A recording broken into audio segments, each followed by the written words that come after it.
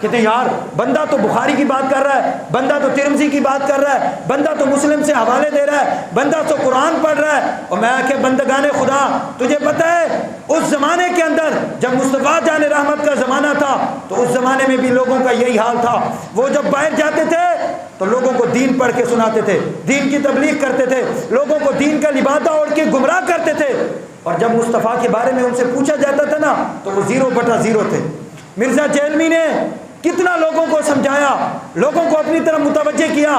لاکھوں، وہ ایک ویڈیو ڈالتا ہے نا، لاکھوں کی تعداد میں اس کے ویوز ہوتے ہیں، لیکن جب اس نے دیکھا نا کہ لوگ میری طرف متوجہ ہو گئے تو وہ اپنی اصلیت پر اتر آیا. پھر اس نے جو اس کے اندر گند تھا نا وہ لوگوں کے سامنے ظاہر کیا. لیکن لوگوں کی مت مر گئی ہے، لوگوں کی مت مر گئی ہے. لوگ سمجھتے ہیں بہت بڑا عالم ہے، بہت بڑا علمی باتیں کر رہا ہے، قرآن پڑھ رہا ہے. اور میں کیا بندگان خدا، تم یہ دیکھ رہے ہو کہ وہ قرآن پڑھ رہا ہے، تم یہ دیکھ رہے ہو کہ وہ حدیث پڑھ رہا ہے، تم یہ توجہ نہیں کر رہے کہ وہ گفتگو کیا کر رہا ہے، اس کی گفتگو کے اندر خباثت کتنی ہے، اس کی گفتگو کے اندر پلیتی کتنی ہے، اس کی گفتگو کے اندر نجاست کتنی ہے، اس کی گفتگو کے اندر منافقت کتنی ہے. آپ کو پتہ ہے وہ اتنی منافقانہ چال چلتا ہے، ایک دن ایک بات کرتا ہے، جب اس پر ہمارے علماء اس کی پکڑ کرتے ہیں تو دوسرے دن وہ دوسرا کلپ بناتا ہے اور وہ کہتا ہے میرا مطلب تو یہ نہیں تھا، میں تو یہ نہیں کہنا چاہتا تھا، میرا مطلب تو کوئی اور تھا. اللہ اکبر. میں اس کی آپ کو چند مثالیں دیتا ہوں. اس کا آپ کو پتہ ہے اس نے اپنے لیکچر کے اندر کہا، وہ اس نے جو چند لونڈے لپاٹے اور اپنے جو ہے عیار اور مکار قسم کے لوگ اپنے سامنے بٹھائے ہوتے ہیں ایک کمرے کے اندر بند ہو کے وہ بھی اپنی ویڈیو ریکارڈ کرتا ہے. کسی عالم کے سامنے بیٹھے تو لگ پتہ جائے نا، کسی مفتی کے سامنے بیٹھے تو اس کو پتہ چلے نا.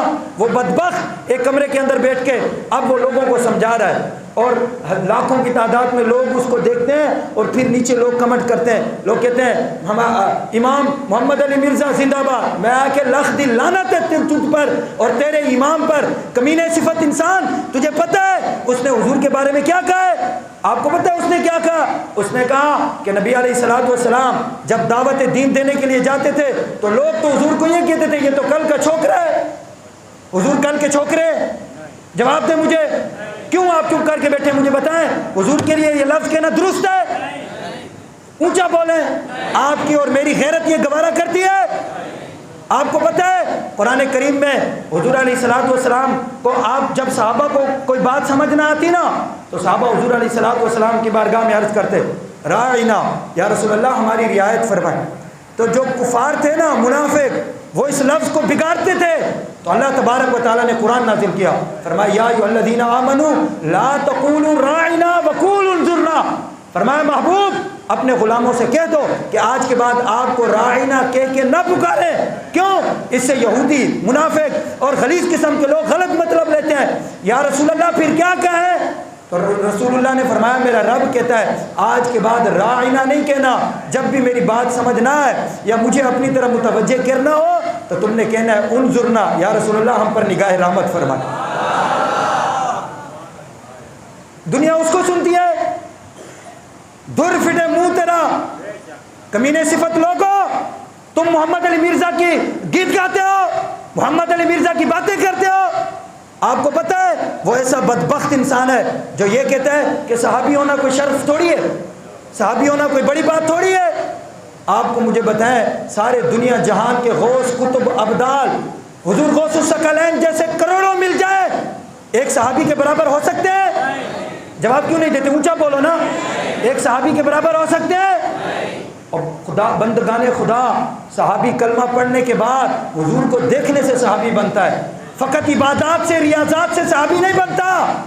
آپ کو پتہ ہے اس نے صدیق اکبر کی توہین کی ہے، اس نے صحابہ کی توہین کی ہے، اس نے اماں عائشہ الصدیقہ کی توہین کی ہے، اس نے نبی علیہ الصلوۃ والسلام کی بارہا توہین کی ہے. لوگ کہتے ہیں نہیں وہ تو بخاری پڑھ کے سنا رہا ہے، وہ تو مسلم پڑھ کے سنا رہا ہے، وہ تو ترمذی پڑھ کے سنا رہا ہے. اور ایسا بے غیرت قسم کا بندہ ہے، ایسا دلہ بندہ ہے، ایسا بندہ ہے کہ اس کی اصل میں خطا ہے. اگر وہ اپنے باپ کا ہوتا تو یہ بات وہ کبھی کر ہی نہیں سکتا تھا. لوگوں کو کہتا ہے بابوں کا دین ہو رہا ہے اور کتابوں کا دین ہو رہا ہے. مجھے ایمانداری سے بتاؤ بخاری کس نے لکھی؟ بابے نے لکھی ہے کہ نہیں لکھی؟ جواب دینا مجھے. بخاری کس نے لکھی؟ یہ مثال کے طور پر ایک کتاب ہے، یہ کتاب کس نے لکھی؟ کسی بابے نے لکھی ہوگی نا، کسی عالم نے لکھی ہوگی نا، کسی بڑے مفتی نے لکھی ہوگی نا. بخاری کس نے لکھی ہے؟ صدیق اکبر نے لکھی ہے، فاروق اعظم نے لکھی ہے، عثمان غنی نے لکھی ہے، صحابہ نے لکھی ہے؟ نہیں، یہ بھی بخاری بابوں نے لکھی ہے، ترمذی بھی بابے کی ہے، مسلم بھی بابے کی ہے، اور ابن ماجہ بھی بابے کی ہے۔ اور میں کہ کمینہ صفت انسان، اگر تو بابوں کا منکر ہے تو بخاری پڑھنا چھوڑ دے، اس لیے کہ یہ بابوں کی لکھی ہوئی ہے۔ اللہ کی عزت کی قسم، بابوں کے بغیر ہم کسی کام کے نہیں ہیں۔ بخاری لکھنے والا بھی بابا ہے، مسلم لکھنے والا بھی بابا ہے، ترمذی لکھنے والا بھی بابا ہے۔ اس نے داتا صاحب کو معاف نہیں کیا، اس نے دستگیر بادشاہ کو معاف نہیں کیا۔ اتنا کمینہ صفت لوگ بندہ ہے، اور لوگ پھر مرے جا رہے ہیں، اس کے جو ہے نا کلپ سنتے ہیں، اور لوگ ہمیں آ کے بتاتے ہیں یار وہ تو بخاری پڑھتا ہے، وہ تو مسلم پڑھتا ہے، وہ تو ترمذی پڑھتا ہے، وہ تو قرآن پاک کی تلاوتیں کرتا ہے۔ آپ کو پتہ ہے وہ قرآن کی کون سی آیتیں پڑھتا ہے؟ وہ آیتیں پڑھتا ہے جو بتوں کے لیے نازل ہوئی ہیں۔ اور حضرت فاروق اعظم نے فرمایا، آپ نے فرمایا بدترین ہے وہ شخص کہ جو آیتیں قرآن کی بتوں کے لیے رب نے اتاری وہ مسلمانوں پہ چسپاں کرتے ہیں، بدترین ہے وہ شخص۔ میں کہ مرنا یہ قرآن کی آیت پڑھ کے اس قوم کو بتا کہ رب میرے محبوب کے بارے میں فرماتا ہے وَالضُّحَىٰ وَاللَّيْلِ إِذَا سَجَىٰ مَا وَدَّعَكَ رَبُّكَ وَمَا قَلَىٰ وَلَلْآخِرَةُ خَيْرٌ لَكَ مِنَ الْأُولَىٰ۔ اور میں نے کہا تو کس مٹی کا بنا ہوا ہے؟ پھر آنا سامنے، اگر تیرے اندر کوئی دم خم ہے، کوئی غیرت ہے، اور تو اپنے باپ کا ہے اور حلالی ہے، تو کسی مفتی کے سامنے آ کے بیٹھنا، کسی عالم کے سامنے آ کے بیٹھنا۔ یہ کوئی بات تھوڑی ہو گئی کہ آپ کمرے کے اندر بیٹھ جائیں اور اپنی ویڈیو ریکارڈ کریں، اور آپ کو کوئی کہے کہ ہمارے سامنے آؤ تو پھر آپ چھپ جائیں کھٹے کے اندر۔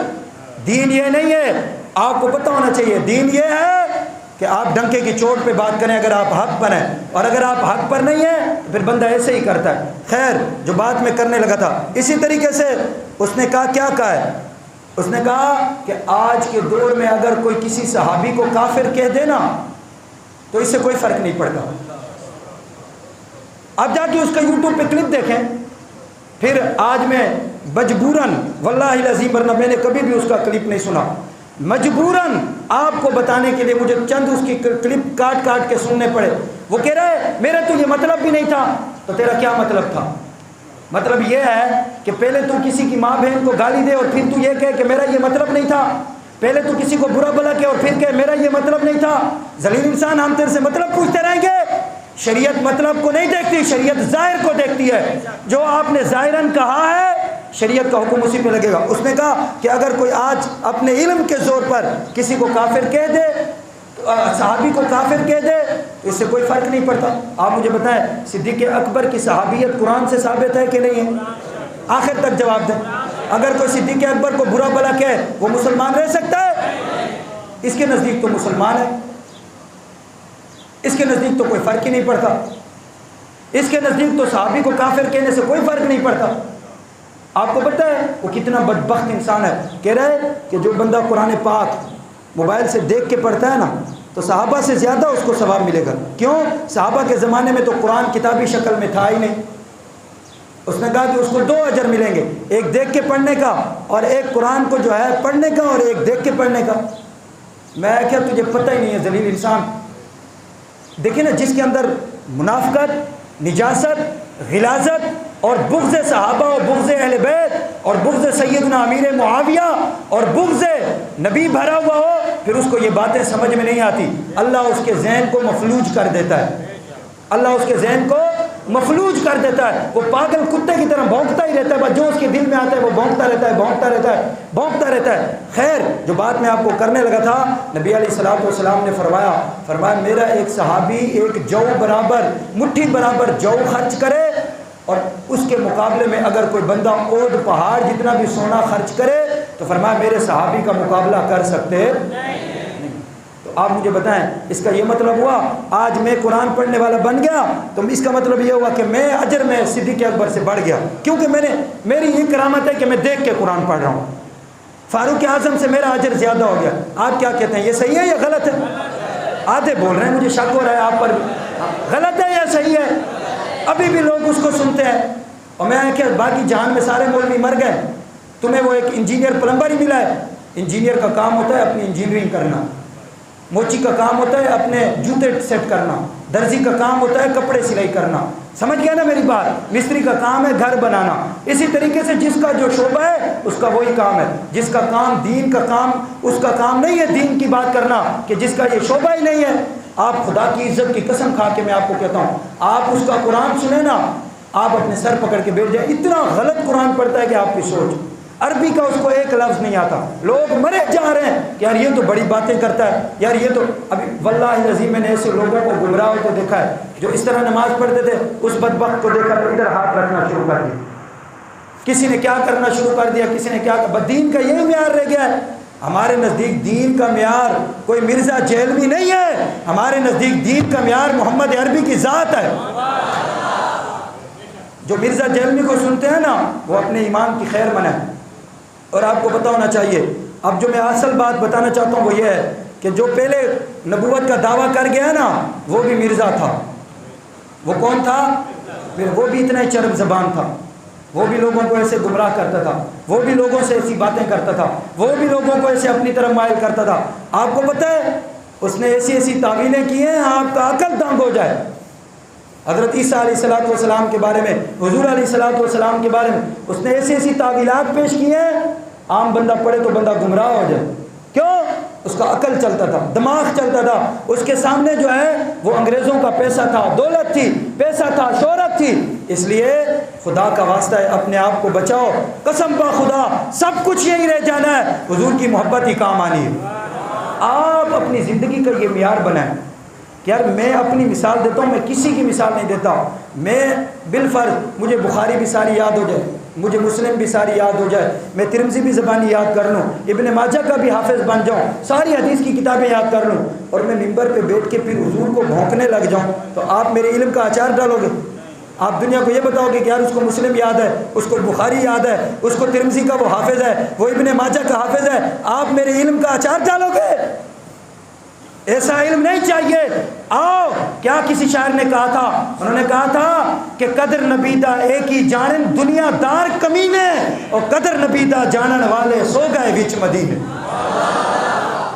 اور یہ حدیثیں جن سے ہم تک پہنچی ہیں، سیدنا صدیق اکبر، سیدنا فاروق اعظم، سیدنا عثمان غنی، سیدنا مولا علی، سیدنا سعد، سیدنا سعید، سیدنا زبیر، سیدنا طلحہ رضی اللہ تعالیٰ، جن سے ہم تک یہ حدیثیں پہنچی ہیں، ان کو ان باتوں کا پتہ نہیں تھا، اس کو پتہ چل گیا.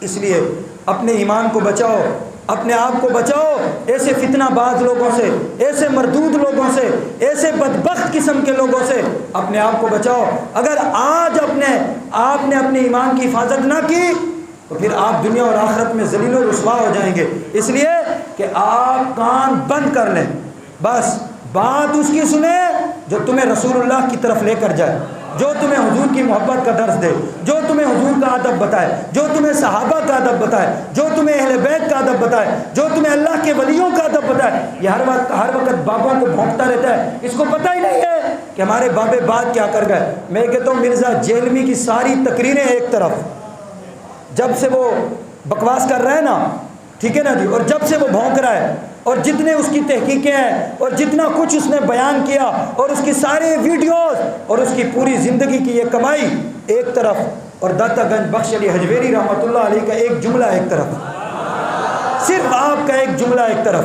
اور وہ میں جملہ عرض کرنے لگا ہوں، آپ وہ جملہ سنیں گے تو آپ خود اس بات پہ متفق ہو جائیں گے کہ یار آپ صحیح کہہ رہے ہیں. اس کی ساری تقریریں اور تحقیقیں ایک طرف، اور داتا صاحب کا ایک جملہ ایک طرف. داتا صاحب فرماتے ہیں سارے ولیوں کی زندگی ایک طرف، یعنی اس میں داتا صاحب بھی ہیں، خواجہ صاحب بھی ہیں، عبداللہ شاہ غازی بھی ہیں، سچل سرمست بھی ہیں، پیر میر علی شاہ صاحب بھی ہیں، دستگیر بادشاہ بھی ہیں، اتنے بڑے بڑے ولی. داتا صاحب فرماتے ہیں سارے ولیوں کی زندگی ایک طرف، اور فرمایا میرے مصطفیٰ کا سانس ایک طرف. فرمایا رسول اللہ نے جو زندگی میں ایک سانس لیا نا، سارے ولیوں کی زندگی مل جائے تو رسول اللہ کے سانس کے برابر نہیں ہو سکتا. مرزا جیلوی کبھی ایسی بات کر سکتا ہے؟ اونچا بولے نا. اور زیادہ جو پڑھے لکھے ڈنگر ہوتے ہیں نا، جو اپنے آپ کو بڑا پڑھا لکھا کہتے ہیں کہ جی میں بڑا پڑھا لکھا ہوں، بڑے تہذیب والے ہوتے ہیں نا، وہ زیادہ تر اس کو سنتے ہیں. لیکن آپ جیسے فقیر جو ہے نا، حضور سے محبت کرنے والے، رسول اللہ کے غلام، وہ اس کے منہ پہ تھوکتے بھی نہیں ہیں. زیادہ جو پڑھے لکھے ہوتے ہیں نا، سب کی بات نہیں کر رہا، جو سنتا ہے، جو اس کی تائید کرتا ہے، جو اس کا فالوورز ہے، وہ یہ بات کان کھول کے سن لے۔ میں یہ کہنا چاہتا ہوں کہ اس کی اصل میں خطا ہے، وہ اپنے باپ کا نہیں ہے۔ اگر اپنے باپ کو ہوتا تو رسول اللہ کو کل کا چھوکرا نہ کہتا، بلکہ وہ یہ کہتا کہ قسم با خدا سارا جہان ایک طرف اور محمد عربی ایک طرف۔ اس کے جو فالوورز ہیں وہ دعا کریں، میں دعا کرتا ہوں یا اللہ جو محمد علی مرزا کے فالوورز ہیں نا اور اس کی تقریریں سنتے ہیں اور اس کو اچھا سمجھتے ہیں، یا اللہ قیامت کے دن ان کا حشر اس کے ساتھ کرنا، ہاں ان کے ساتھ کرنا، اور ہمارا حشر داتا صاحب کے ساتھ، ہمارا حشر خواجہ صاحب کے ساتھ، ہمارا حشر سچل سرمست کے ساتھ، ہمارا حشر شہباز قلندر کے ساتھ، ہمارا حشر عبداللہ شاہ غازی کے ساتھ، ہمارا حشر خادم حسین رضوی کے ساتھ۔ جو جس کا فالوور ہے قیامت کے دن اسی کے ساتھ اٹھے نا، تاکہ چس بھی آئے نا، پتہ بھی چلے۔ تو خیر آخری بات اور اس کے بعد میری تقریر ختم، اپنے ایمان کو بچاؤ، واللہ العظیم اپنے آپ کو بچاؤ۔ یہ بہت پرفتن دور ہے، واللہ العظیم میں آپ کو حقیقت بتا رہا ہوں، ہم حضور کے بغیر کچھ